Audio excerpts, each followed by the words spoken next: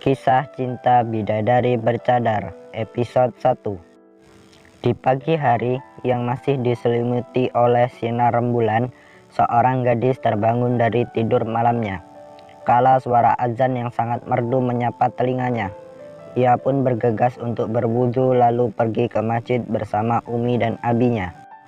Letak masjid yang tidak terlalu jauh dari kompleks perumahannya membuat ia dan keluarga lebih dengan mudah untuk sholat di masjid berjamaah.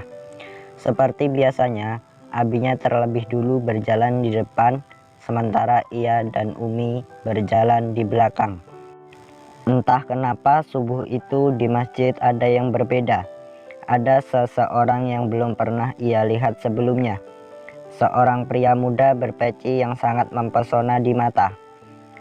Melihat pria itu untuk pertama kalinya saat itu, hingga membuatnya hampir tersandung batu di gerbang masjid. Sadar akan hal yang ia lakukan salah, dengan cepat ia pun beristighfar di dalam hati sembari menutup kedua matanya. Namun ia tetap melanjutkan langkahnya hingga menuju ke masjid. Saat hendak masuk ke dalam masjid, dengan sengaja ia menoleh ke arah pria berpeci itu yang masih berdiri di luar bersama seorang pria lainnya. Tanpa ia duga, pria berpeci itu juga ternyata memandang ke arah dirinya.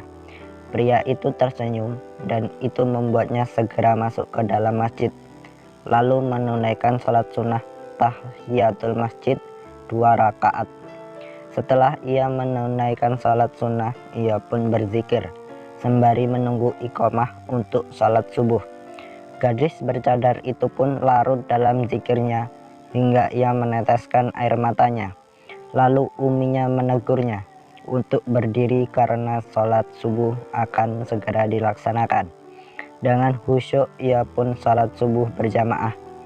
Ia larut dalam alunan ayat pendek yang dibacakan sang imam. Suaranya sangat merdu dan indah, suara yang berbeda dari biasanya, suara yang masih asing di telinganya. Mungkin imam yang biasanya ada di masjid ini sedang sakit, pikirnya dalam hati. Astagfirullah 7 kali, gumamnya penuh penyesalan saat kehusyuannya hilang. Lanjut ke episode 2.